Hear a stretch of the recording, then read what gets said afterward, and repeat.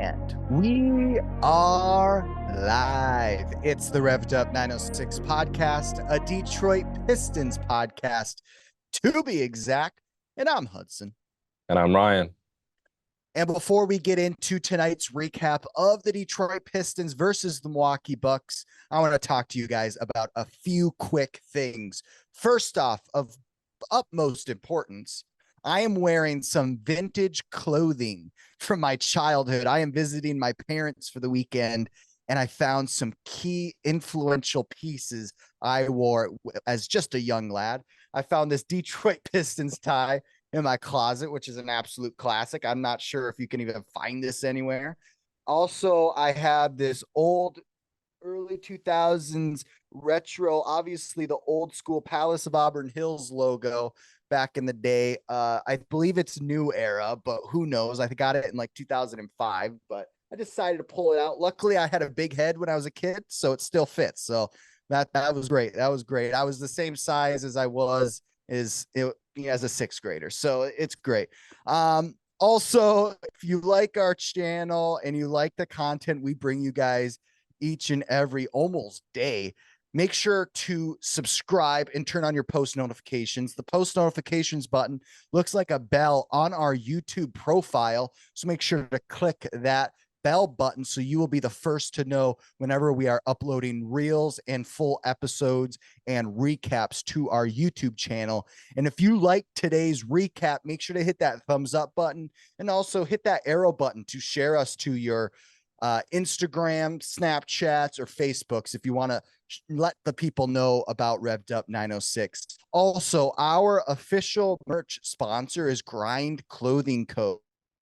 On the YouTube bio or in the description below this video, and you can find merch much like the polo I am wearing in today's episode. And you can find different kinds of hats, beanies, quarter zips, sweatshirts, polos, t-shirts, all the above. So make sure to click the link in our YouTube bio so you can rep your favorite Detroit Pistons podcast, Revved Up 906. Also, if you are a Pistons influencer looking to collab with fellow Pistons influencers, make sure to reach out to us on Instagram at revved.up906. You can message us directly, and we would love to talk collaborations with fellow Pistons creators just so that we can support others in the community and kind of scratch each other's back as far as collaborations. Without further ado, let's get into tonight's recap of the Detroit Pistons versus the Milwaukee Bucks. The Pistons almost had it, Ryan. They almost had it. Tonight's final score was 141-135 in the Milwaukee Bucks' favor.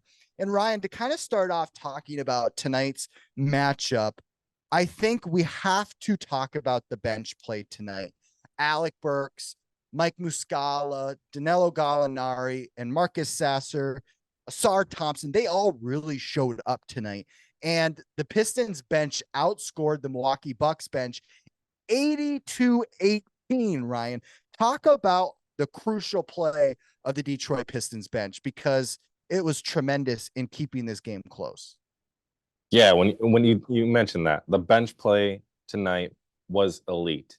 You look at who played off the bench. You had Sasser, Burks, Muscala, Thompson, Gallinari. Wiseman did play 5 minutes, but not a crucial 5 minutes.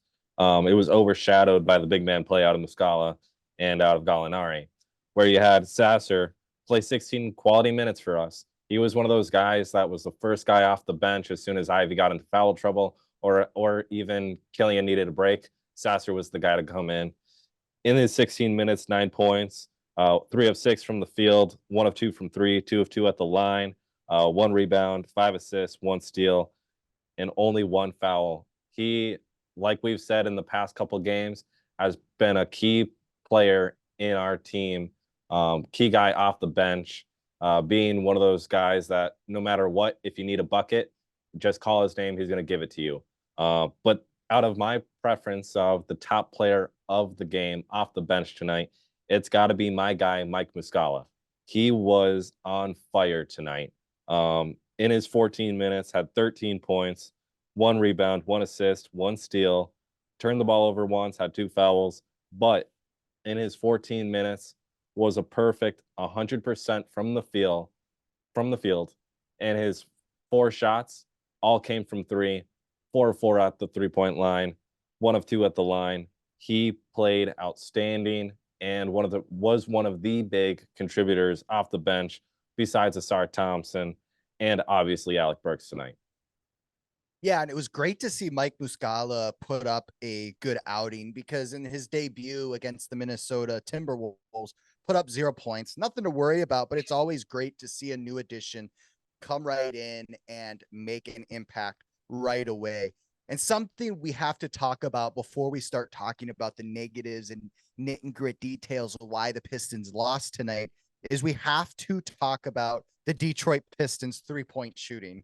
They finished 56, almost 57% from the 3-point line, shooting 21 of 37. And the Milwaukee Bucks shot 12 of 32, 37%. So that is a great positive from the Detroit Pistons because Alec Burks, Bogey, Danilo got a couple in there. Obviously, we just talked about Mike Muscala. I mean, everybody was making an impact at the 3-point line tonight. So that was absolutely terrific because we know as Pistons fans that the Pistons do struggle from the 3-point line at times. Another positive, Ryan, that I wanted to highlight is the Pistons only had 8 turnovers, Ryan. I mean, 8. That's just insane to the Milwaukee Bucks 10. I mean, we haven't even experienced this kind of protecting the ball from the Detroit Pistons this season. That was definitely a huge reason why this game was close, right? Oh, definitely was. And a big contributor to that is Killian Hayes. He had the 5 assists tonight, which I will add this.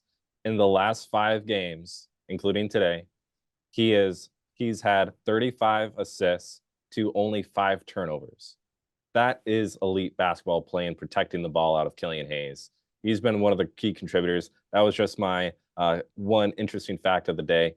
But yeah, you mentioned it. We protected the ball in the entire first half. I'm going like, wow, not only are we shooting very efficiently from 3 overall field, but then we're protecting the ball, limiting turnovers, and causing turnovers on the other end for the Milwaukee Bucks.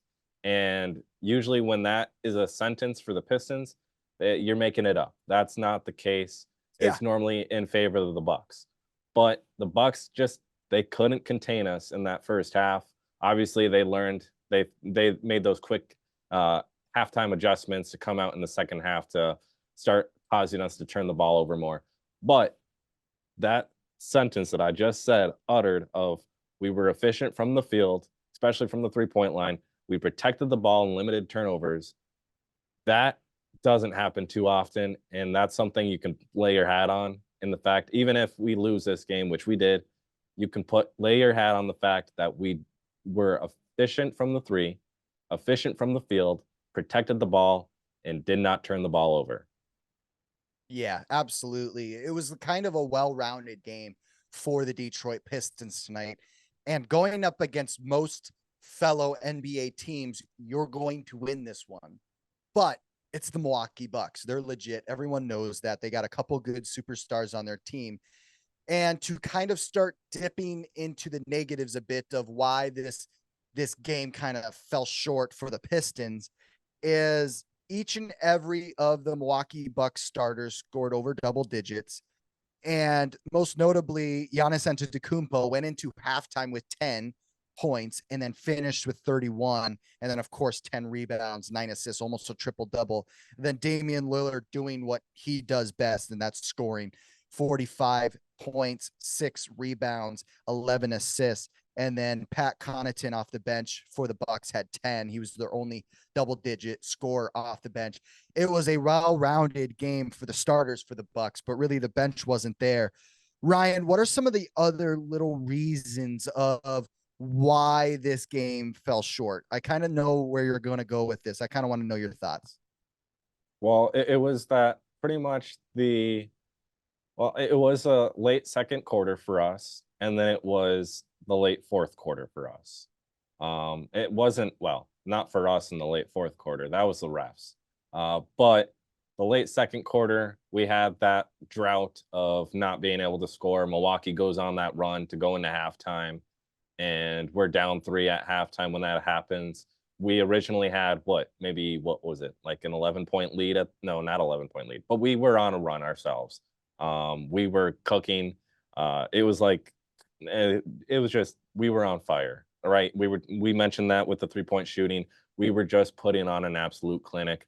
First quarter going into the early second quarter, and then all of a sudden Milwaukee goes on that run, goes into halftime with a 3-point lead, and then we kind of go back and forth, lead change to lead change in the third quarter. But it wasn't up until the fourth quarter where we were in it. We were still fighting. We honestly should have won this game. There were multiple missed calls, not only missed calls, but multiple calls that were ghost calls. Like I just the one in which you had Damian Lillard going down the court to have a layup. He makes it. Ivy comes in behind, tries to block it. Where was that foul? I don't understand where the foul was from. Yeah, Ivy comes in, but the layup had already occurred. And if you're going to call that a foul, it's on the ground, because it's just Lillard literally had the layup already out. The ball was out of his hands when Ivy came in. So that would have to be on the ground foul. So therefore, Lillard's shooting 2 free throws rather than the and 1. Then you have the situation where it again happens with Lillard. Lillard stumbles up a little bit, literally travels, and then passes the ball down the court. Giannis gets the layup and the and 1, and then here we are. So you have those two situations in particular, but the overall calling by the officials in the fourth quarter, late fourth quarter stretch, resulted in us going down 5 rather than being in it. And it just put it out of reach. And then it just kept stacking up and stacking up.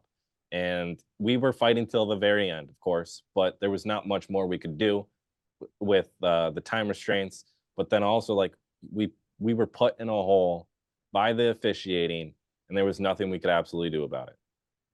Well, and to your point, there was multiple occasions in tonight's matchup where Giannis Antetokounmpo and Damian Lillard were hooking players when they're going up for a layup. They're hooking defenders trying to get a shot up. And Cade and Ivy sometimes, more so Cade, gets called a lot for that because he likes to use his arms to try to gather space around the rim.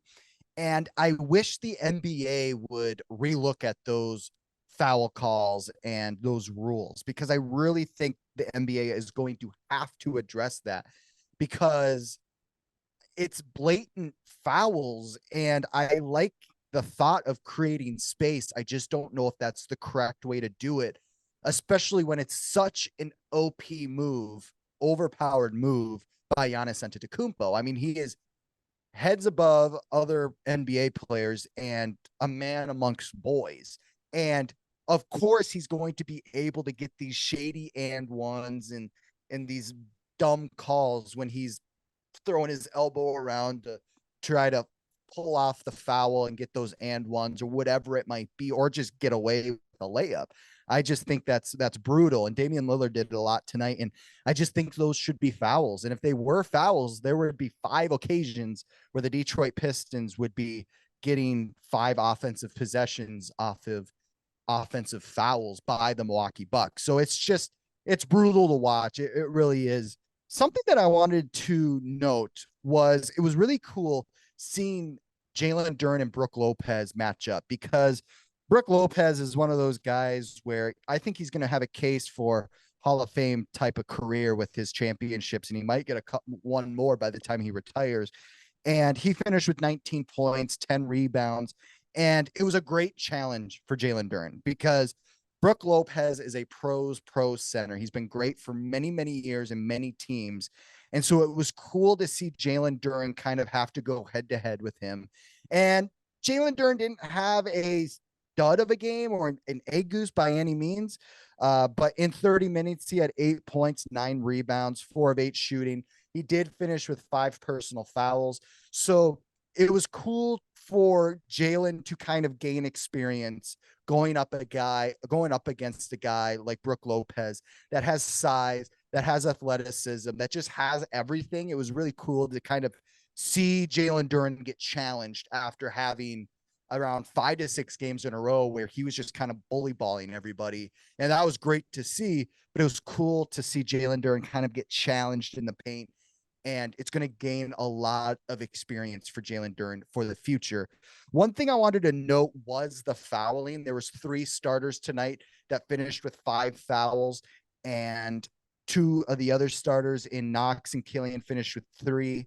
And Asar Thompson, obviously, it's something he always kind of struggles with each and every game. It kind of depends, but he finished with 4. So fouling was another thing that obviously I think some went in the Milwaukee Bucks' favor that typically wouldn't.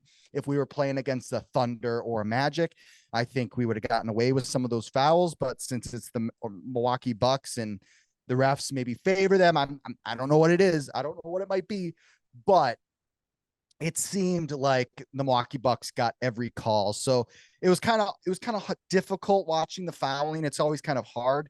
But then also another thing, and I think this kind of really what determined the game, is that the Pistons got out rebounded by 11 rebounds, double-digit rebounds. That's brutal. And I don't think it's necessarily Jalen Duren's fault. I don't think he has to get a double-double every game. He finished with 9, but you would like to see others make a little bit more of an impact. We saw Bojan only have 1 rebound, and then we saw Killian, who typically gets 4 or 5. He can flirt with that. Only got 1. Kevin Knox, 3. You would like to see more out of Kevin Knox. And Alec Burks did his job getting 7. So I think it came down to reboundings too. There's those 3 big things: is fouls, turnovers, and rebounding. That was the biggest thing why the Pistons kind of fell short tonight. I think if they scraped the edge a little bit more positively on those, I think this would be a different game. Yeah, like you look at the Bucks though, as an example, you mentioned Brook Lopez, 10 rebounds, but then you have Andre Jackson Jr. who had 7, Pat Connaughton had 4, Bobby Portis had 3, Jay Crowder 2, Malik Beasley 2, Lillard had 6, Chris Middleton had 5, and then Giannis had 10 in the players that played tonight. And you look at all of that, like you have a guard in Andre Jackson Jr. getting 7 rebounds, who's coming off the bench only as a reserve playing 15 minutes. He's a quality player, but like you have a bunch of these guys and that are getting these rebounds that you would go like, oh yeah, why isn't like Mike Muscala getting that rebound over him, or why isn't Danilo Gallinari getting this rebound over him, or why isn't Jalen Duren or whoever it may be? The reason is like you look at the Bucks, the way they're built, the way that Mike Budenholzer built them up before Adrian Griffin took on the reins of the Bucks. But you look at that team is like they're very hardworking individuals. If you're gonna play, you're gonna work your tail off. That's the bottom line. That's the system that Pop uses in San Antonio. That's what a lot of like hard-nosed teams like the Bucks, like the Spurs, use in their game plans and develop in determining who gets minutes and who doesn't. There's not a lot of teams in the league that do that. But the point to be made is like Andre Jackson Jr., who probably would get minutes, but not as many as he's getting in Milwaukee, wouldn't be normally seeing the floor. And so you have a guy like that who's going to work his tail off to get these minutes, to earn the playing time that he's getting out there. So he's going to hit the glass hard. Same thing with Pat Connaughton. Same thing with Bobby Portis. Same thing with Jay Crowder. And then you look at us. We were missing Stewart. That was the big thing for us. He's normally one of those big glass cleaning bigs for us that gets the job done on any given night, usually giving us around 10 rebounds a night. You have Jalen Duren, who is battling up against Brook Lopez. I really think if Stu was playing tonight, it would have been more of an effect on Brook Lopez. And then you had Jalen Duren probably matching up with Bobby Portis, etc., being able to clean the glass like that. And just this missing Stewart was the big thing because he's mainly our one true big man that can get the rebounds every single time out. But I really think what it comes down to it is that the Bucks just put a little bit more emphasis on cleaning the glass tonight rather than the Pistons did. And that's what happened. But again, I really think if Isaiah was playing, this would have been completely different. I think it would have been closer in the rebound difference than 11. But you just have more hardworking individuals in the Milwaukee Bucks bench with the reserves than you had tonight with the Pistons. Another big positive for the Pistons tonight was holding Bobby Portis to only 4 points and 3 rebounds in 16 minutes. The last outing we saw Bobby Portis match up against the Pistons, he finished with 31 points. Whoa, that's a great positive for the Pistons tonight, because Bobby Portis has been a guy that historically has absolutely scorched the Pistons, and they held him to 4. That's terrific. Yeah, and I will say to that, which we would talk about holding Bobby Portis to what he had tonight in the 4 points, which is huge for us. Only took 4 shots. You look at their bench play, we limited their bench play. Last time out, we did not limit their bench play. Their bench was all over the place. One of the big contributors in the fact of them getting the win. Granted, we were also on the losing streak, not playing great basketball. But still, that being said, you look at tonight, we limit the bench. What does Milwaukee do? What does Adrian Griffin do? He has the starters in majority of the game tonight. Versus last time we played them, you had the bench being more of a factor. Adrian Griffin and the Bucks realize we can't beat them by having the reserves in because they're playing that good. We have to have our starters in to win this game. And that's something that I, as a Pistons fan, am proud of, is the fact that our defense was that good overall that we were in it the entire game with the Bucks. And you had Milwaukee realizing, crap, we need to have our starters in to win this game. We can't go to the bench. We can't utilize these guys. And so that's why you have Bobby Portis, who normally is out there 24, 25 minutes, only have 17 tonight. Jay Crowder, 14. Pat Connaughton normally is a big-time player for the Bucks, 14 minutes. Andre Jackson Jr., like I said, hits or miss in terms of quality of time on the court, but only 15 minutes tonight. Our defense was so good that we limited the Bucks by not being able to utilize their bench to the point where they have to beat us with their starters.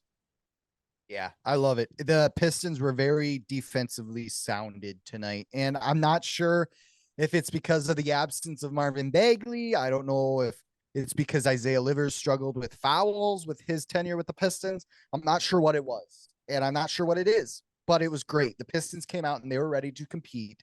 They had a rest day after their game against the Timberwolves. So I think they were just well rested at home, big crowd because a bunch of Lions fans are in town. So a lot of people are on their side and big crowd. I just think everything just kind of aligned tonight other than the final score. I think everything worked out except a couple bad calls and a couple bad turnovers, a couple bad fouls, and then that's the game. It wasn't a big difference in talent level tonight. When you look at the box score there, it's just the Bucks have Damian Lillard and Giannis. That's what it comes down to. They got 2 superstars, and that's what won it for them. When Giannis puts up 21 points in the second half, that's a recipe for success in itself. That will do it for tonight's recap of the Detroit Pistons versus the Milwaukee Bucks. Tonight's final score was 141-135 in the Milwaukee Bucks' favor. Make sure to like and subscribe, and we will see you guys in the next Revved Up recap. Peace.